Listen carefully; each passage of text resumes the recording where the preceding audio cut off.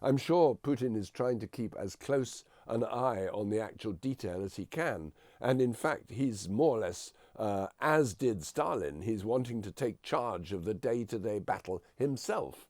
He thinks, I can do it. I'm the great strategist. And his generals haven't proved particularly helpful or successful. And I don't think he really trusts their ability at some times. Hello and welcome to Frontline for Times Radio with me, Kate Chabot. And today we're catching up with former Moscow correspondent and long-standing leader writer for the Times, Michael Binyon. Michael is an award-winning journalist and author of Life in Russia. Welcome to Frontline again, Michael. Great to see you. Thank you very much. And what a new year. I was going to say Happy New Year, Happy 2026, but this has really started off with Donald Trump's, his administration demonstrating this muscular approach. The military operation to remove the Venezuelan dictator and his wife, the US boarding and seizing of 2 Shadow Fleet tankers.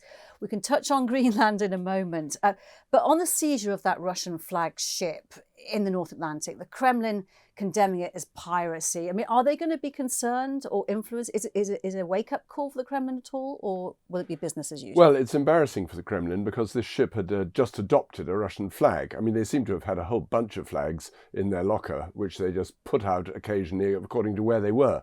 But for the last few days, they were flying a Russian flag, which means technically that the Russians are responsible for this ship, although it seems to be one of these shadow ships that just tramps around the world smuggling oil from here to there. And therefore, it is a bit of an embarrassment for the Russians, and they feel they must respond. And also, I think they feel that it's an issue where they could get quite a lot of sympathy from the rest of the world. The idea of just seizing a ship, as the Americans have done, I think a lot of people would say, well, hang on, that's a bit over the top, isn't it? So they will respond, and I think they will, obviously, as they have, condemn it as piracy. And how will Putin see Trump's growing imperialist attitude and adventures? Is there an understanding, you think, underscoring this about spheres of influence, or do you think he's actually seeing this as an increasing threat? Bit of both, really. I think Putin has always recognized that the Western Hemisphere is the American area and the Eastern Hemisphere, well, certainly the Europe-Asia landmass is Russia's immediate concern. But I think he will also be worried that the American president seems emboldened to take more and more direct actions, military action, and that might is right in his view, and that this could be quite a challenge to Russia's own standing. What impact do you think it will have on Russia's strategy, its approach towards the war in Ukraine? Well, it depends whether the Russians think that they can still do a deal with Trump. I mean, they have already understood that they can detach him from the Europeans quite easily and have done so in the past. He now seems to be coming back towards the European point of view that you do need to keep the pressure up on Moscow. And he seems somewhat frustrated that he hasn't yet got anything from Moscow. He's not got a ceasefire. He's not got any promises of guarantees for the future. And that's why I think he authorized his negotiators in Europe to give an assurance that the Americans would indeed stand behind any peacekeeping force if one was to be deployed. If nothing else, though, these recent events, they demonstrate that Donald Trump is prepared to use force when he wants to. Oh, yes. And certainly if he can use force against an enemy that doesn't really have much opposing force, so much the better. I think he might be somewhat reluctant to use force against, say, Russia or China directly because they're more equally matched and it could be much bloodier and more messy. But against a country such as Venezuela, it was pretty easy. And of course, if he's thinking of it against Greenland, it'd be just a walkover. Yeah, on the subject of Greenland, saying he wants to buy it, perhaps take it by force if necessary. Some describe him as having this kind of sugar rush after the taking of the Venezuelan president and his wife, and he's been emboldened by his military operation there. Do you think that this could also adversely embolden President Trump and President Xi to think they can now do whatever they want? Well, indeed. I mean, if he does just decide that Greenland belongs to America and takes it, I mean, there's going to be no fighting. Denmark cannot actually put up military opposition to the Americans. The Americans, after all, are just on the doorstep and they simply land troops and take it over. I mean, it does set a very alarming precedent for the rest of the world. And of course, if the Chinese say, well, Taiwan belongs to belongs to China, even the Americans agree that Taiwan is part of China. I mean, in theory, they agree. the Chinese just say, well, we're simply asserting our rights. And there's no way the Americans can oppose that morally. And they might sort of still say, well, we are committed to Taiwan. But I think there's very little appetite by the Americans to actually send out ships and go to war with China over Taiwan. I think that's most unlikely. Is it significant, do you think, though, on Taiwan that China conducted this large-scale military exercises simulating a blockade around Taiwan around the end of the year, December 29th, 30th? Or is that part of a general escalation? Or I think it's part of the general escalation. After all, they did this before the Venezuela expedition and before Trump had reiterated his claim to Greenland and before the various other things had cropped up that might have made them pause. And I think it's just part of a general escalation where they feel they need to put pressure on the Taiwanese, and they hope the Taiwanese will begin to talk to them saying, all right, why don't we do a deal? We can cooperate, which they think eventually will lead to unification. Many are signalling, including the Danish Prime Minister and the former British ambassador to NATO, that taking Greenland by force would mean the end of NATO. That would be a massive win for Putin, wouldn't it? But has permanent damage already been done to the alliance, do you think? By yes, I think it has. I mean, they're right. It would be the end of NATO. I mean, particularly the whole question of Article 5, which is that if any country in NATO is attacked, they have the right to call on all other members of NATO to come to their defence. Well, if they're attacked by another member of NATO, particularly the biggest and the most powerful of all, there's not much they can do. They can't call all the other members to say, rally round, we've got to fight America. Just simply wouldn't happen. And I think it does mean NATO is severely tested and weakened if that happens. Whether or not the Americans can seize Greenland without it being seen as a military operation, whether it's a sort of political takeover, you could say, well, it's not quite the same thing, but effectively it's one country grabbing another country's territory, and that is simply absolutely not allowed under the NATO treaty. This week on Ukraine, we saw the signing of the Paris Declaration of Intent, where Britain and France pledged to send troops to Ukraine in the event of a peace deal, a ceasefire, setting up hubs. The US seems to have watered down the initial kind of statements by Witkoff and Jared Kushner saying that rather than security guarantees, they're going to get proposed support. And it seems that whatever was said in Paris may not really come to be reality. Are we talking a theatre here? Is this what's going on? Totally. It's absolute theatre. It's a complete waste of time. It simply shows that the Europeans are concerned, are worried, would like to support Ukraine. But in fact, first of all, there's no peace to keep. The whole idea of this peacekeeping force is they will patrol a ceasefire. Well, there's absolutely no indication that Putin is in any mood to offer a ceasefire. In fact, quite the opposite. He's pushing forward on the battlefield. And secondly, the Americans have never really had their heart in the idea that they would be backing up the European force in Ukraine. And although they did sort of suggest that during that meeting in Paris, the fact they're backtracking now doesn't surprise me at all. So is what we're actually seeing happening here is a delicate tightrope walk where the Europeans are showing willing, coming up with ideas in order to not get blamed, become the scapegoat when the peace doesn't happen, when the ceasefire doesn't happen, when it's rejected by Putin, trying to stop themselves from being framed by the Trump administration and pushing the blame onto and the pressure onto Putin in that sense? Well, yes, possibly, but I don't really see how the Trump administration could blame the Europeans if there is no ceasefire. After all, it's the Americans who've been negotiating with the Russians, not the Europeans. And they've been the ones trying to push for a ceasefire. And if Putin turns it down flat, as he appears to have done, although there are many honeyed words, of course, in the process, but if he's actually made no moves towards a ceasefire or indeed a peace deal, except on the Russian terms of total capitulation by Ukraine, which is, I think, even to the Americans, somewhat unacceptable, if that's the case, then it doesn't really matter. And as if to throw salt into the wound, Russian attacks have taken out energy infrastructure, putting 2 oblasts completely into the dark overnight as well. Well, that's been the strategy all along, and the strategy is to freeze the country into surrender. It's very, it's cold at this time of year. It's cold in Britain, but it's also very, very cold in Ukraine. And if you cut off all energy and all heat supplies, even with emergency generators, which some places have, it's very difficult to survive. To keep hospitals and schools open and things like that. And it is a very targeted and clearly intentional strategy to take out energy and the energy supply lines as often and as much as possible. There's been, at the beginning of the year, a mini reshuffle in Zelensky's government, and Kirill Budanov goes from head of military intelligence to the office of the president.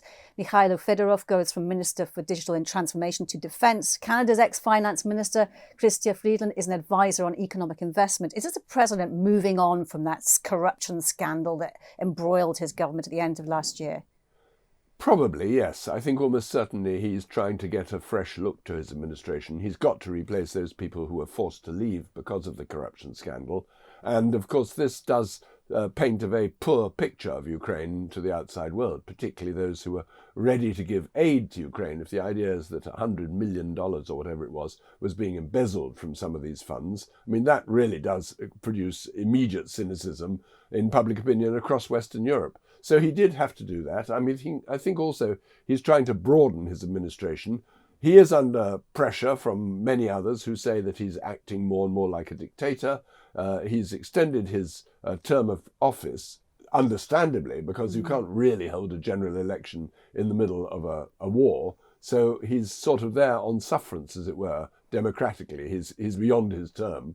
But I think bringing in others, I mean, particularly Chrystia Freeland is an interesting example because she was once a Financial Times correspondent and indeed strong links to Canada, where there are many Ukrainians. I think this broadens out his administration and possibly makes it easier for him to deal with the outside world.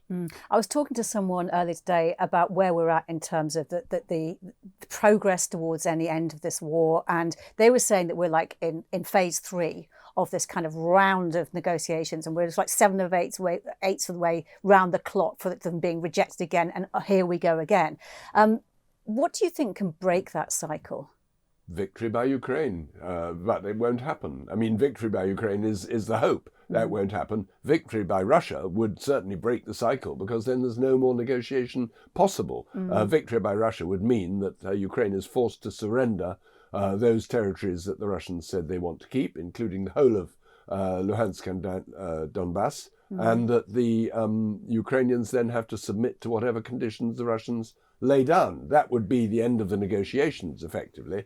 And there might be some kind of agreement later on that, the Russians will agree to abide by certain limitations, but it's up to them to decide what to do. Or leverage by the US administration? Yes, I mean, the US administration was interested in some kind of profit sharing from Ukraine, and that the rare earths or whatever it is they have there that they want to get a share of. And also the whole question, if there is a peace, or at least if there's no more fighting, then the important thing is the rebuilding of Ukraine. And the Americans have suggested, that American firms could go in and do it. In other words, profit again for the United States. I mean, that would be very useful. But of course, that's the first urgent thing to do.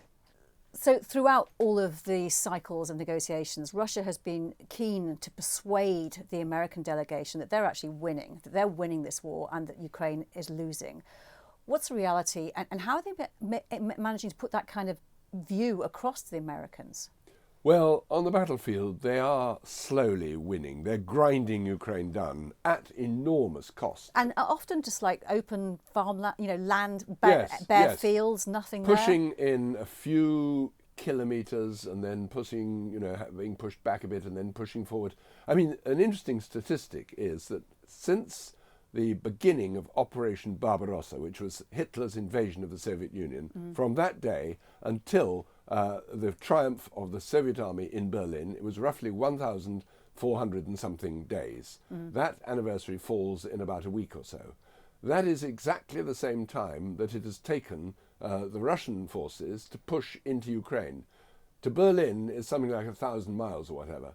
They've got 30 miles only into Ukraine, and they're still fighting on the front line. So it's not a pushover by any means, and that's with 800,000 troops deployed. So one wonders, is it just that the Ukrainians are fighting very valiantly, which they are, or the Russians are pretty incompetent, which they are, or that actually we're not getting the real truth about what's going on. And that's so difficult, isn't it, to get the truth at the moment, and because where are your trusted sources these days? And even reporting from the battlefield is important because is very difficult. You can't get close to the zero line at all. And the situation in Kupiansk, for example, where President Zelensky, well, the Russian claimed it, to say that they'd taken control. Zelensky turns up a few days later and says, "Here I am." What control? Yes, I mean, taking a whole city, I mean, you raise your flag in one bit of it and then say, "We've got it," and then you go back as a successful Russian general and bask in Putin's approval, or at least you hope so, and then a week later it turns out you haven't got it. Well, I mean, capturing a city is intense. It's hand-to-hand fighting. I mean, look at Stalingrad. That went back and forth for a while until slowly the Russians pushed into the center of Stalingrad and got it back. But it's very difficult. Is it possible that President Putin himself doesn't actually know the reality of the battlefield? Well, he can't know unless, I mean, he's possibly looking at whatever the satellite pictures are showing him, and you can follow this to a point on satellites. I mean, both sides can do that. But that doesn't really show exactly what's happening on the ground. You see what look like Russian troops here, or you see Ukrainian forces here, and you think, now, do they actually hold that street? Are they in command of that? Have they got reinforcements ready, or are they going to be pushed back? I mean, it sort of goes back and forth. I'm sure Putin is trying to keep as close an eye on the actual detail as he can. And in fact, he's more or less, as did Stalin, he's wanting to take charge of the day-to-day battle himself. He thinks, I can do it. I'm the great strategist. And his generals haven't proved particularly helpful or successful. And I don't think he really trusts their ability at sometimes. Let's just return where we started about the seizing of Shadow Fleet tankers. It is possible that more tankers may be seized in the coming days. We don't know. You kind of wake up wondering what's going to happen next. Britain is framing this as going after Russian oil now.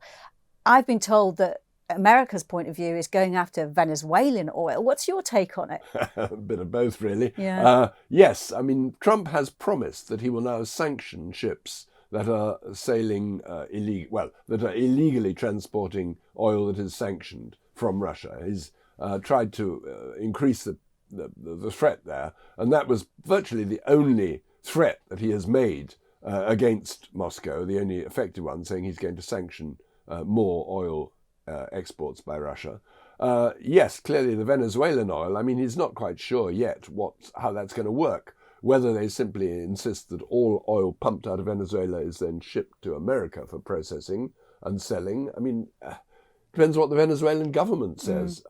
But either way, there are various ships going around taking oil from one sanctioned country to another sanctioned country. And you sort of wonder, well, where is this all going? Seizing these ships is a priority for him. And what about the reports, though, that Donald Trump has approved the bill for secondary sanctions on countries that purchase Russian oil? Well, that's what I was saying, that he has actually indicated that he will do that, and that this is the only pressure he's really putting on Russia. Of course, that also may backfire, because one of the countries that